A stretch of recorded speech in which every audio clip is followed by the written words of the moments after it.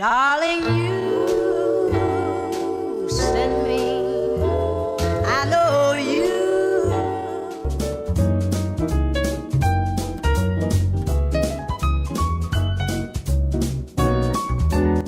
Muy buenos días, mi nombre es Laura y voy a estar hablando acerca de qué es un enlace químico y los tipos de enlace.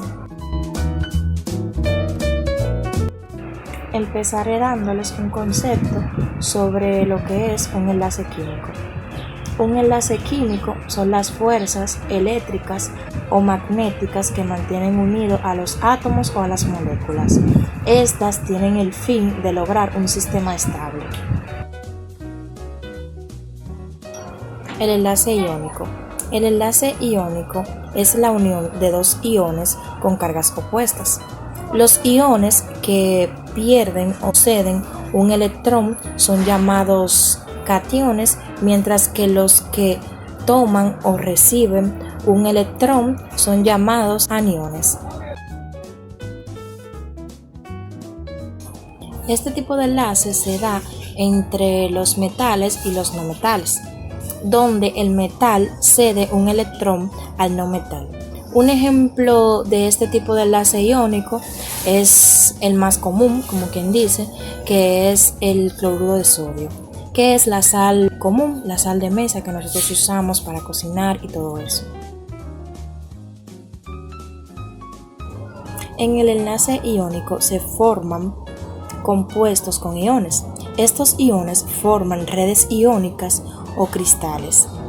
Las sustancias con enlace iónico tienen características similares. Estas se disuelven en agua, conducen electricidad, tienen un alto punto de fusión y son sólidas y quebradizas. El enlace covalente. El enlace covalente se da entre los elementos que son no metales. En este tipo de enlaces se forman moléculas y estas moléculas se unen mediante fuerzas intermoleculares.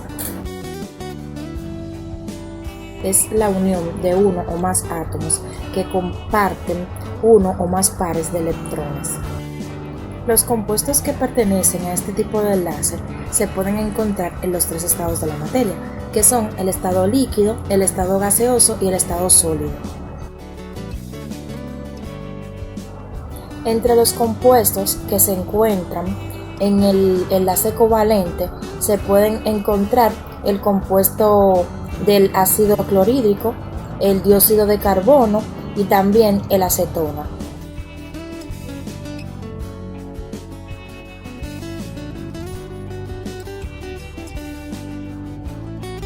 Las características principales de los compuestos que pertenecen al enlace covalente son que tienen un bajo punto de ebullición y de fusión, la gran mayoría contienen carbono, son poco solubles, son inflamables y algunos son usados como combustible.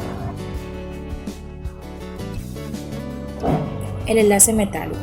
El enlace metálico se da entre los elementos que son metales, entre dos metales. Como su nombre lo dice, metal más metal.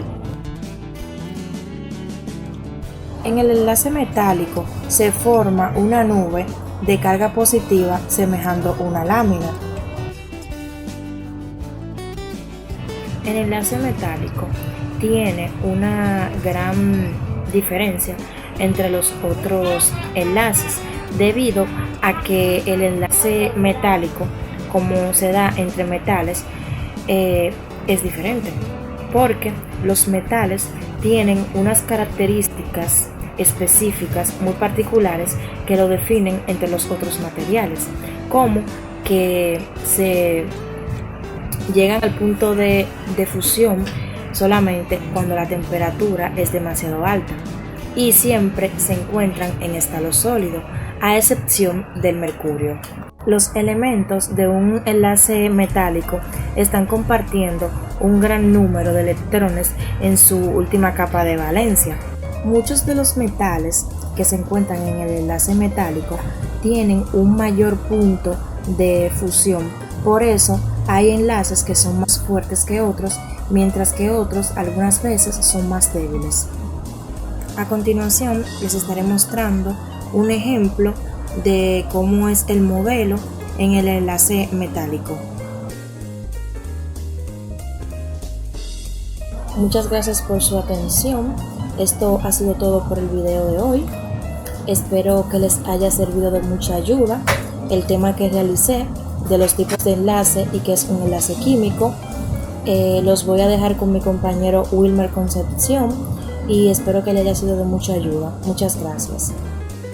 Bueno, mi nombre es Wilmer Concepción Berroa.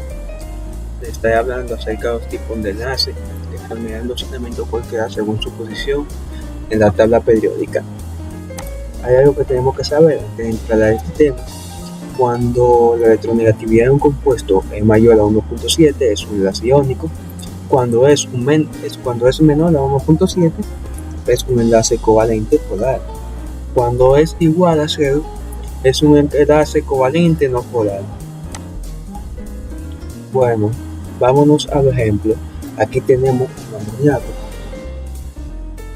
Un amoníaco, el paso 1 será que en el paso 1 lo que vamos a hacer es enlistar los elementos representativos y vamos a representar los electrones de cada uno de cada elemento que estaremos utilizando.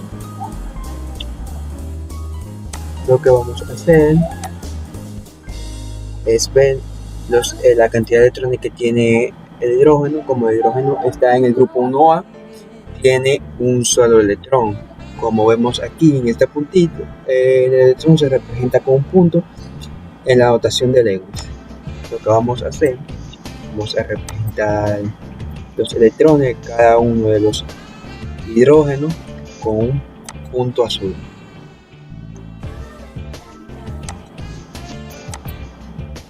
Entonces, vamos a averiguar cuántos electrones tiene el nitrógeno. Vemos que el nitrógeno está en el grupo 5A, por ende tiene 5 electrones. En este caso lo vamos a marcar con un marcador rojo para distinguirlo del hidrógeno. 1, 2, 3, 4, 5. Entonces, en el paso número 2 vamos a determinar si el enlace es iónico consultando nuestra tabla de electronegatividades. Como vemos aquí, ya vemos que el hidrógeno tiene 2.1, la electronegatividad del hidrógeno es igual a 2.1 y la del nitrógeno es igual a 3.1. Lo que vamos a hacer es una diferencia.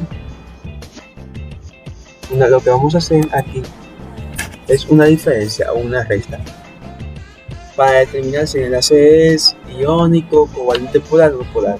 Como el resultado de esta diferencia es 1.0, se supone que es menor a 1.7, con lo que podemos determinar que es un enlace covalente polar. Como es un enlace covalente polar, lo que haremos es lo siguiente. Haremos lo siguiente.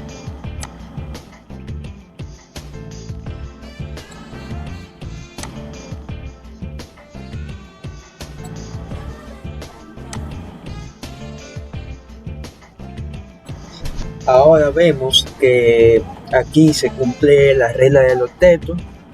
Como vemos, cada hidrógeno le comparte al nitrógeno un electrón debido a que el nitrógeno solo no puede conformar un octeto. Como vemos, el nitrógeno tiene 5 electrones, no cumple la regla. Entonces, como es un enlace covalente polar, vemos que cada hidrógeno comparte un electrón para formar su octeto, para formar este elemento en su máximo nivel de energía. Entonces, ahora lo que vamos a hacer ahora es irnos al segundo ejemplo. Aquí estamos en el segundo ejemplo, como podemos ver, estamos en el dióxido de cloro. Lo que debemos hacer aquí en el paso 1 es necesitar los elementos y representar los electrones de cada uno utilizando la tabla de Lewis. Vamos a buscar esto, el cloro. Como vemos que el cloro está en el grupo 7A, lo vamos a hacer un poco más rápido ahora. Como está en el grupo 7A, le vamos a asignar 7 electrones. En este caso vamos a representarlo con azul.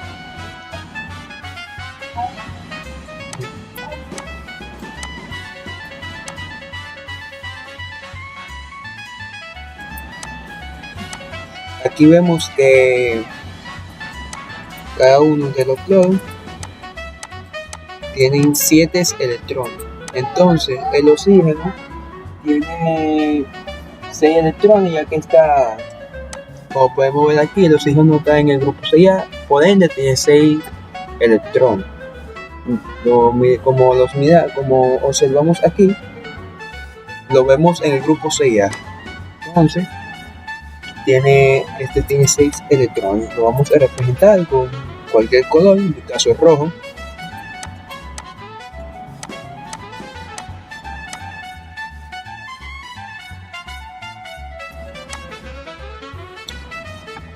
Como vemos aquí, hicimos la diferencia de electronegatividad. Por ejemplo, la electronegatividad del oxígeno es igual a 3.5, la de cloro a 2.8. Lo que hicimos fue la diferencia, una resta, 3.5 menos 2.8 es igual a 0.7. Entonces, como es menor a 1.7, es un enlace covalente polar. Como vemos, el cloro tiene 7 electrones, no cumple con la regla de Teto, no está en su máximo nivel de energía. Y ni el oxígeno tampoco. Lo que vamos a hacer, vamos a formar el enlace covalente, ya que es polar. Como vemos aquí, cada uno cumple con la regla de octeto, ya que cada quien le comparte un electrón. Cada quien se comparte un electrón. Como vemos, este cloro aquí le comparte uno al oxígeno y el otro cloro también le comparte otro. Por ende, los cloros están compartiendo electrones para que el oxígeno forme 8 electrones en su máximo nivel de energía, y pasa lo mismo con que está compartiendo uno al cloro, ya que el cloro tiene 7, para que forme la regla del octeto. Así de rapidito nos vamos al ejemplo número 3. Lo que vamos a hacer en el paso número 1, vamos a enlistar los elementos representativos. Vamos a poner los electrones a cada uno de ellos utilizando la tabla de Lewis. Como vemos acá, disculpen, el flúor está en el grupo 7A, por ende tiene 7 electrones. El flúor tiene 7 electrones. 7. Entonces tenemos sus 7 electrones correspondientes. Este también.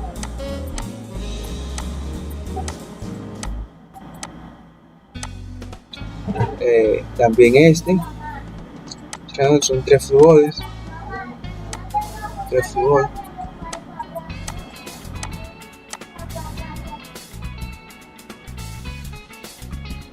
Perdón, aquí es el aluminio. Disculpen. Aquí tenemos el aluminio. El aluminio, vamos a ver la cantidad de electrones que tiene el aluminio. Como vemos acá, el aluminio está en el grupo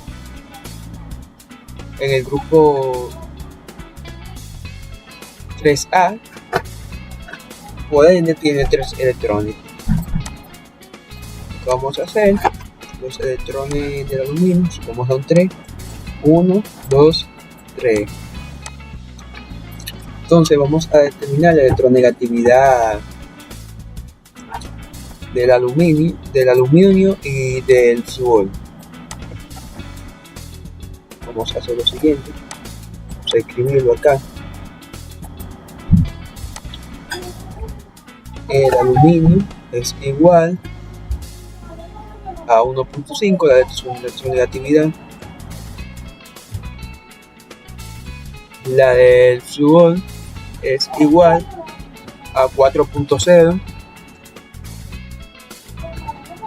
La del flúor es igual a 4.0, como vemos acá.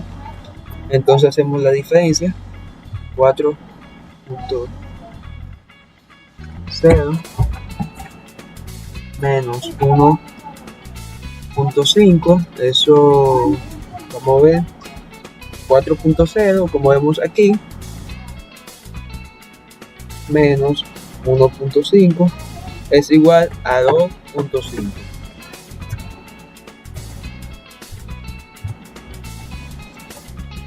Como vemos aquí, este es mayor a 1.7, por lo que es un enlace iónico. Este es enlace iónico. Debido a que es mayor a 1.7.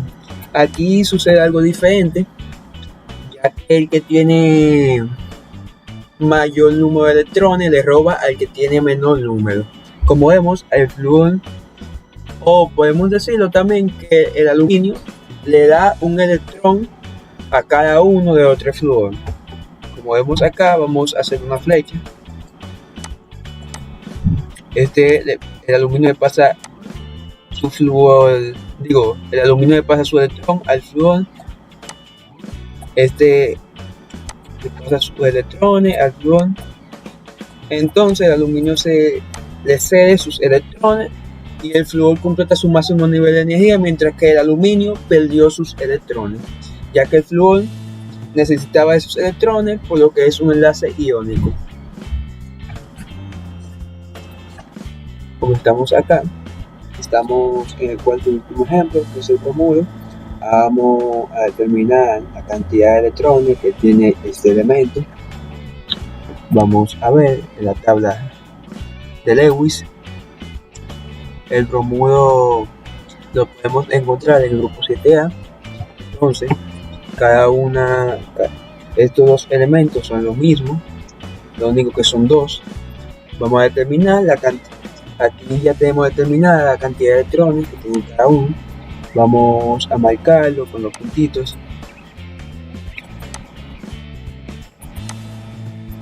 7 electrones.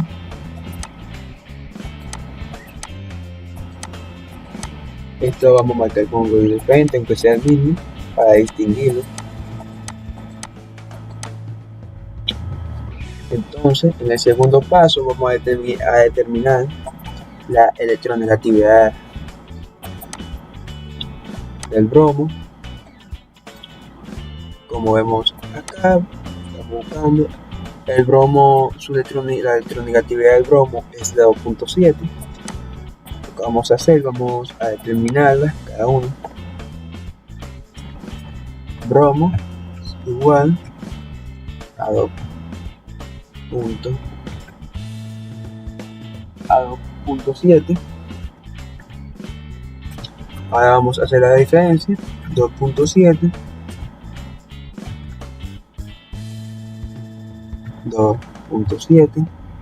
menos 2.7 es igual a 0. Okay.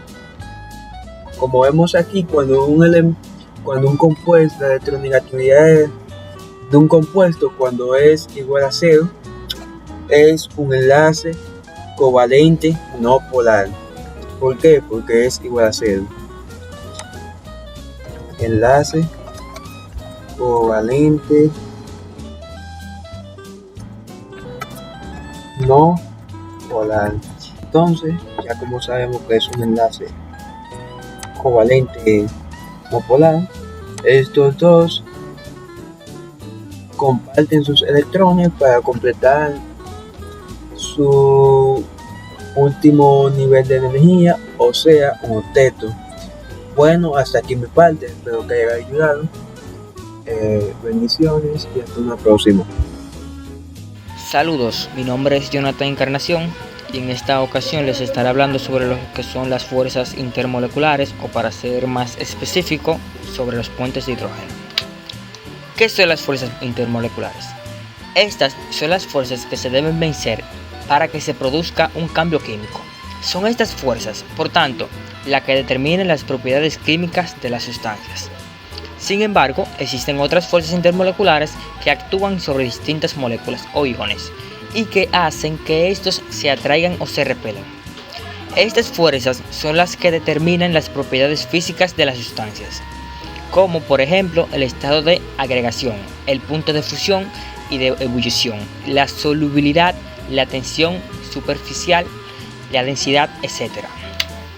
Aquí, como podemos ver, lo que son las fuerzas intermoleculares o fuerzas de Van der Waals. Las fuerzas intermoleculares en la parte superior derecha, que son fuerzas ion-ion, fuerzas ion-dipolo, fuerzas ion-dipolo inducido y fuerzas hidrofóbicas. También tenemos aquí lo que son las fuerzas de Van der Waals, que esas son las fuerzas dipolo-dipolo, fuerzas dipolo-dipolo inducido y fuerzas dipolo instantáneo dipolo inducido, pero yo estaré hablando sobre lo que son los puentes de hidrógeno. Aquí pueden ver un vivo ejemplo sobre lo que son las fuerzas dipolo-dipolo, que las fuerzas dipolo-dipolo son la interacción que consiste en la atracción electrostática entre el extremo positivo de una molécula polar y el negativo de la otra. Como pueden observar aquí en el ejemplo, cada molécula, que es la representación que está viendo A y B, tienen diferentes extremidades, ya sea negativa y positiva, y estas se atraen, las que son diferentes a cada una. Como se pueden observar, se está atrayendo las que son positivas con las que son negativas, y así se hace. Los puentes de hidrógeno. Los puentes de hidrógeno constituyen un caso especial a la interacción dipolo-dipolo. Se producen cuando un átomo de hidrógeno está unido covalentemente a un elemento que sea muy electronegativo y con dobletes electrónicos sin compartir, y de muy pequeño tamaño y capaz, por tanto, de aproximarse al núcleo de hidrógeno, como se puede ver en el ejemplo. Los puentes de hidrógeno juegan un papel importante en el punto de ebullición de las sustancias o elementos, dada a la fuerza de los puentes o enlaces de hidrógeno. El punto de ebullición es elevado. En la estructura y propiedades de los diferentes sistemas macromoleculares de polímeros naturales o sintéticos. Macromoléculas de polímeros naturales.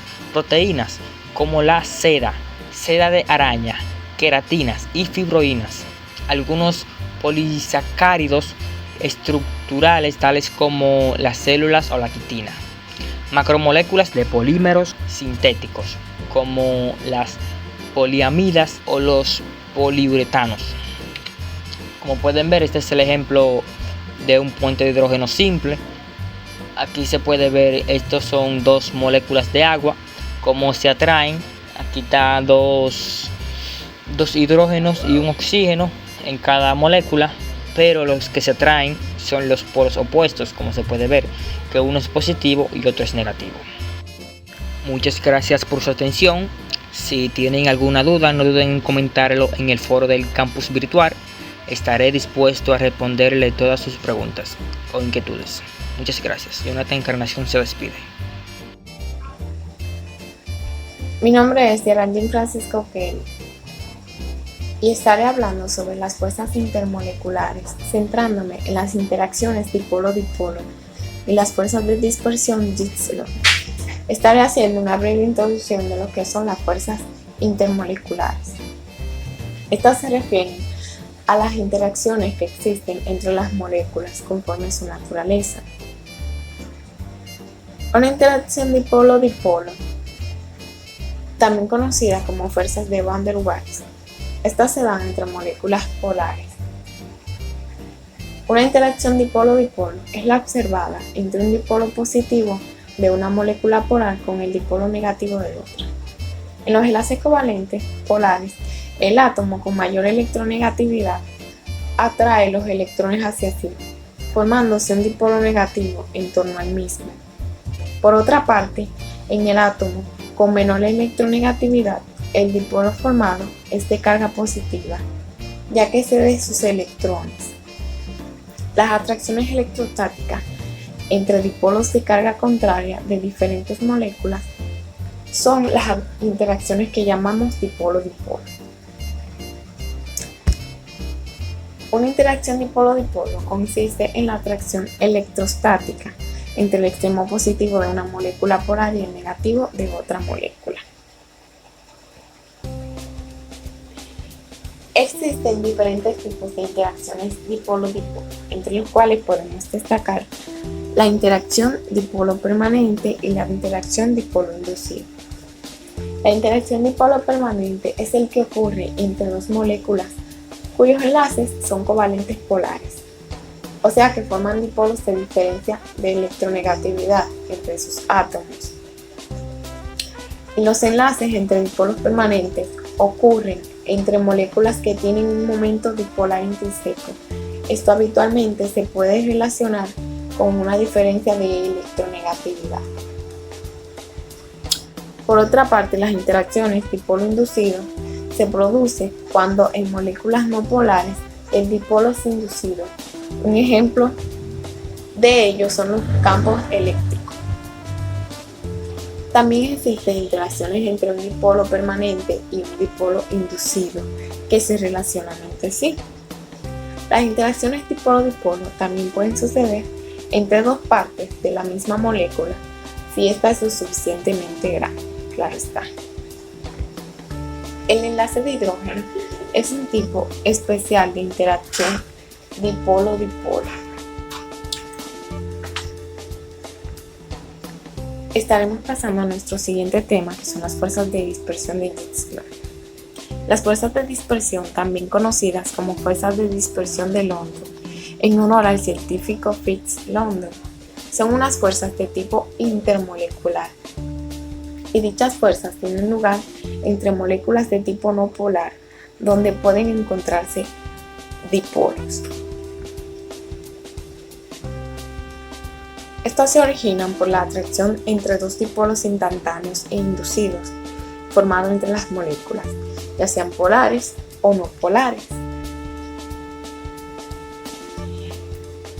Entre las características de las fuerzas de dispersión de London podemos encontrar que las fuerzas de dispersión se producen entre todos los átomos y moléculas, no importa si estos son grandes, si estos son polares o no polares.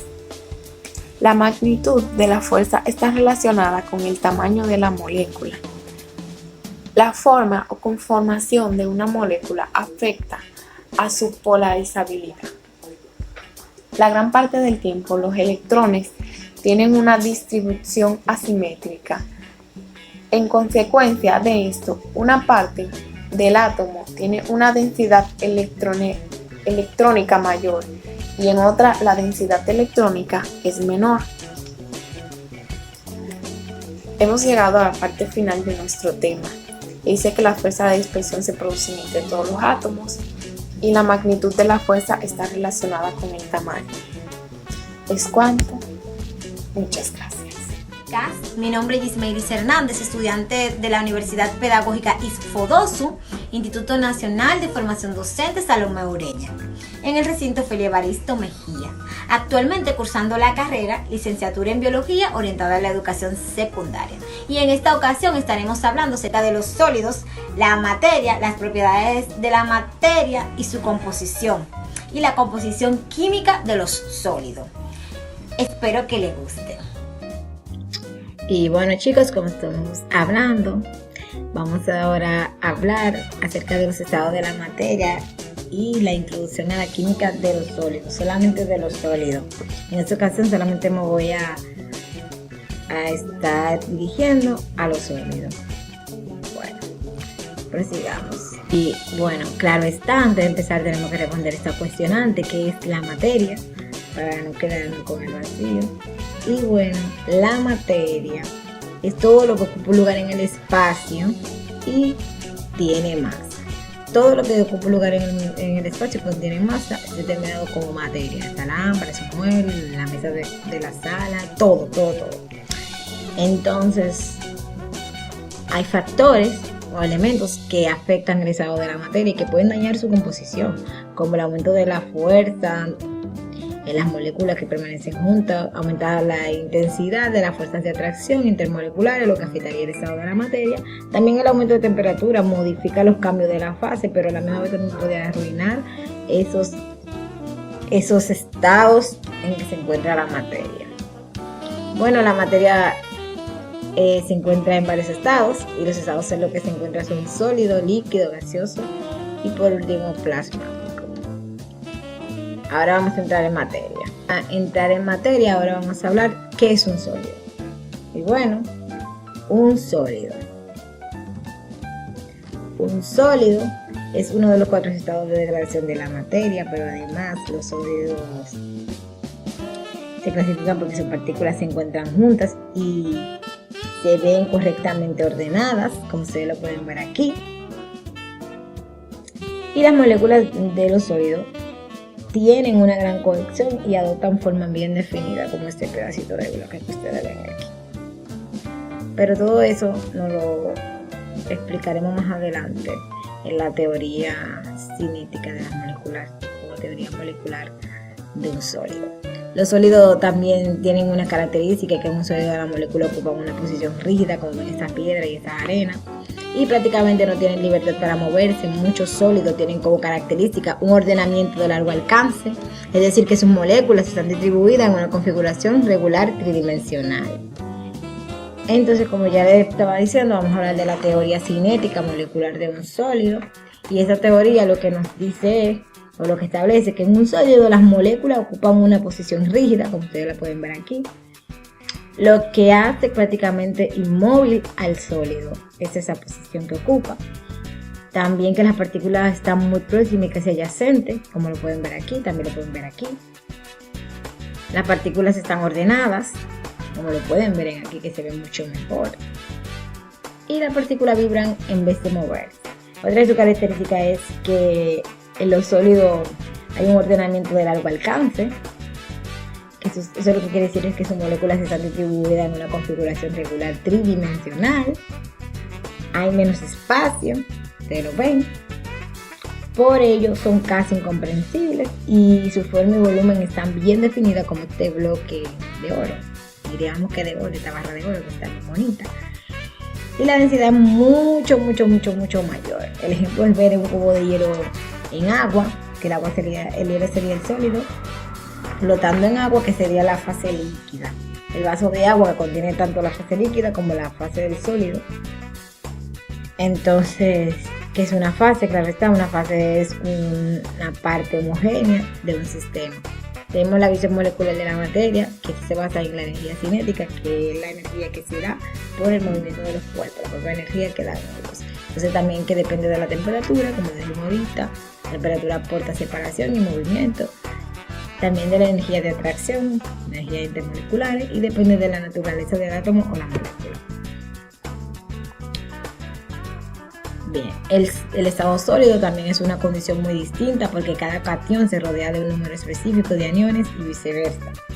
La estabilidad global del compuesto iónico sólido depende de las interacciones de todos los iones y no solo de la interacción de un cation con un anión.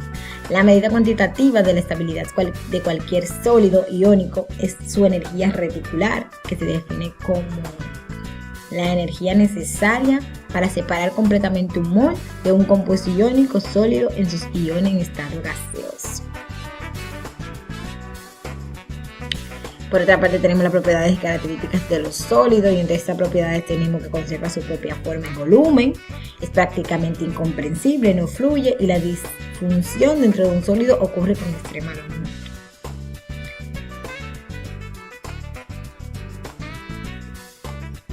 Ya ven que una fase es una parte homogénea del sistema. Vamos a hablar acerca de las propiedades y características de los gases, los líquidos y los sólidos, pero no vamos a entrar sobre los sólidos.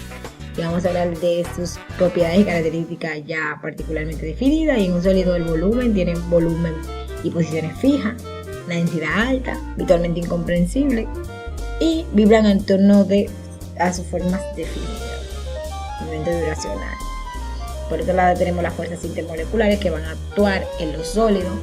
¿Qué es una fuerza intermolecular? Nos podemos preguntar, y es que esas fuerzas intermoleculares son fuerzas de acción entre las moléculas. Y esas fuerzas estabilizan a las moléculas individuales. Ya ustedes saben que las moléculas de los sólidos están bien juntas, tienen una gran fuerza de cohesión, que es lo que ayuda a mantener su forma sólida. Entonces, las fuerzas intermoleculares son más débiles que las de enlaces iónicos o covalentes, hay que tenerlo pendiente. Diferente de la energía intramolecular. Las moléculas son la misma en todos los estados de degradación. Los puntos de fusión y de ebullición son indicativos de las interacciones intermoleculares. Entonces, chicos, eso fue todo de parte de mí para ustedes acerca de lo que son los sólidos. Espero que les haya gustado y que haya sido de gran entendimiento y que les saquen provecho. A modo de conclusión puedo decir que los sólidos tienen un ordenamiento de largo alcance, hay menos espacio vacío debido a la cohesión entre sus moléculas, además que su densidad es mucho mayor y que su movimiento es de forma vibracional. Ahora les voy a dejar un pequeño videito para que le ayude con lo que vimos hoy y de manera definida o resumida le va a dar lo que es los estados de la materia y cómo están formados. Espero que les guste. Fue un placer. Nos vemos en una próxima exposición.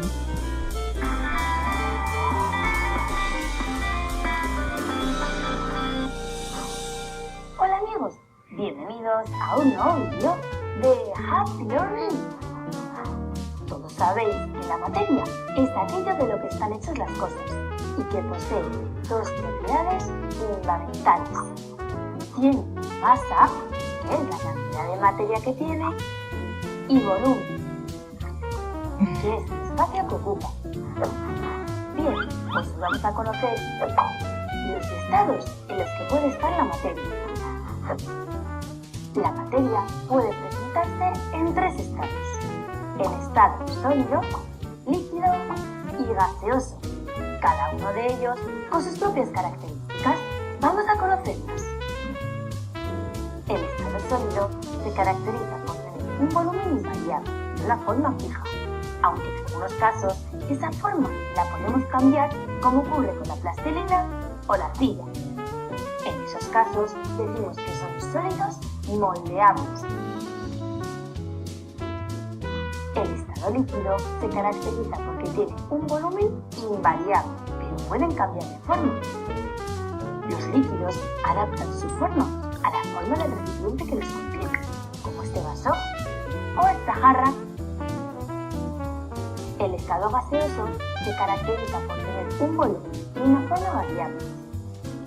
Al igual que los líquidos, se adaptan a la forma del recipiente que los contiene, pero siempre ocupan todo su volumen, todo el espacio de ese recipiente. Ya hemos conocido los tres estados en los que puede estar la materia, pero ¿sabes cómo podemos cambiar la materia de un estado a otro? Los cambios de estado se producen calentando o enfriando la materia. Y hay distintos tipos: fusión, solidificación, vaporización y condensación. La fusión es el paso de la materia en estado sólido a líquido y se produce al aumentar su temperatura. Cuando calentamos un hielo o lo dejamos a temperatura ambiente, se derrite y pasa de sólido a líquido. La solidificación es el caso contrario a la fusión. La materia pasa de estado líquido a estado sólido. Se da, por ejemplo, cuando metemos agua en un congelador y esta se convierte en hielo, pasa de líquido a sólido. La vaporización o evaporación se da cuando se pasa de estado líquido a gaseoso y se produce cuando se calientan los líquidos. Por ejemplo, cuando hervimos el agua, esta se convierte en vapor, pasa de líquido a gas. La condensación es el paso de gas a líquido y se da cuando se enfría la materia en estado gaseoso. ¿Os habéis fijado alguna vez que cuando se empañan cristales de espejos aparecen gotas de agua? Eso se produce cuando el vapor de agua entra en contacto con una superficie. En ese momento, el vapor se enfría y se convierte en líquido. Fácil, ¿eh? Bueno, ya hemos conocido los estados en los que puede estar la materia. Adiós, amigos. Y no olvidéis suscribiros a Happy Learning TV. Hola, mi nombre es Sofía Leiva y estoy aquí para hablarles un poco sobre los líquidos y gases. También sobre los 3 estados de la materia, los cuales son sólidos, líquidos y gases. Pero nos falta un estado, el cuarto estado de la materia, el cual es el plasma. Y por último, y no menos importante, les estaré hablando sobre la teoría cinética molecular de líquidos y sólidos. Espero y les guste. Líquidos y gases. Los líquidos y los gases son diferentes entre sí, pero juntos conforman lo que se conoce como fluidos, denominados así por su capacidad de fluir o escurrir. Los líquidos pueden escurrir o fluir con notable facilidad, no ofrecen resistencia a la penetración y toman la forma del recipiente que los contiene. Los 3 estados de la materia. Dadas las condiciones, la materia se presenta en la superficie de la Tierra en 3 estados: sólido, líquido y gaseoso. Pero existe un cuarto estado denominado plasma. La mayoría de las sustancias se presentan en estado concreto, como los metales y las rocas. Estado sólido. En este estado, las partículas están unidas por fuerzas de atracción muy grandes, por lo que se mantienen fijas en un solo lugar. Solo vibran unas al lado de otras. Sus propiedades son tener forma y volumen constantes. Se caracterizan por su rigidez y regularidad de sus estructuras. Estado líquido. Las partículas están unidas, pero las fuerzas de atracción son más débiles. Sus partículas se mueven y chocan entre sí. Tienen volumen y adoptan la forma del recipiente. No tienen forma fija, pero sí volumen. Estado gaseoso. En los gases, las formas de atracción son casi inexistentes, por lo que las partículas están muy separadas unas de las otras y se mueven rápidamente y en cualquier dirección, trasladándose incluso a largas distancias. Tienen propiedades como no tienen forma ni volumen fijos, poseen gran variación de volumen. Estado de plasma. Se denomina plasma al cuarto estado de agregación de la materia, un estado fluido similar al estado gaseoso, pero en él que está denominada proporción de sus partículas. Están cargadas eléctricamente y no poseen equilibrio electromagnético. Por eso son buenos conductores electrónicos y sus partículas responden fuertemente a las interacciones electromagnéticas de largo alcance. Teoría cinética molecular de líquidos y sólidos. La teoría cinética molecular explica el comportamiento de los gases en función del movimiento constante de sus moléculas. Entre los gases existe un gran espacio. Teoría cinética molecular de gases. Entre los gases existe un gran espacio vacío que no es ocupado por moléculas, ya que los gases se comprimen fácilmente. Incluye en las fuerzas débiles que operan entre las moléculas y los gases, lo que permiten expandirse y llenar el volumen de un recipiente. Esto explica su baja densidad. Teoría cinética de los líquidos. Los líquidos son un caso distinto. La diferencia entre líquido y gaseoso está en la distancia entre las moléculas. Los líquidos tienen poco espacio entre las moléculas y son más difíciles de comprimir, y las moléculas se mantienen juntas por las fuerzas, pero se mueven con más fluidez, libertad, derramamiento y adaptarse a la forma del recipiente. Teoría cinética molecular de los sólidos. En un sólido, las moléculas ocupan una posición rígida y no tienen mucha libertad para moverse. Muchos sólidos tienen sus moléculas distribuidas en una configuración regular tridimensional. En los sólidos hay menos espacio que en los líquidos y no tienen forma o volumen bien definido. Ejemplo, un hielo sólido flotando en un vaso de agua líquida. Esto es llamado fase y es cuando algo está en contacto con otras partes del mismo. Están separadas de esas partes por un límite bien definido. Hola, mi nombre es Chris Heidi Luis, matrícula 2019-2-0107. Le estaré hablando sobre las propiedades de los gases. ¿Qué propiedades tienen los gases? En los gases, las fuerzas de atracción son casi inexistentes, por lo que las partículas están muy separadas unas de otras y se mueven rápidamente en cualquier dirección, trasladándose incluso a largas distancias. Algunas de las propiedades de los gases es que no tienen forma propia, ya que pueden adaptarse a cualquier recipiente que lo contiene. Otra es que se dilatan y se contraen, como los sólidos y los líquidos. La fluidez es una de las propiedades que tienen los gases para ocupar todo el espacio, debido a que prácticamente no poseen fuerza de unión entre las moléculas que la conforman. Por ejemplo, cuando hay un gas encerrado en un recipiente, como un globo, basta con una pequeña abertura para que el gas pueda salir. Otra es la difusión, que es el proceso por el cual un gas se mezcla con otro debido y únicamente al movimiento de sus moléculas.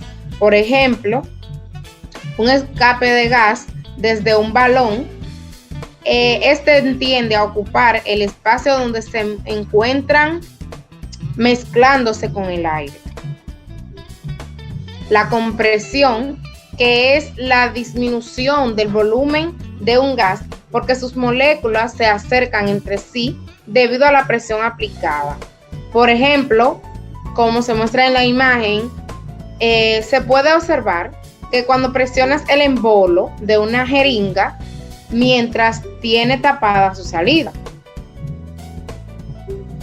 Otras propiedades son que son intangibles, incoloros e insaboros.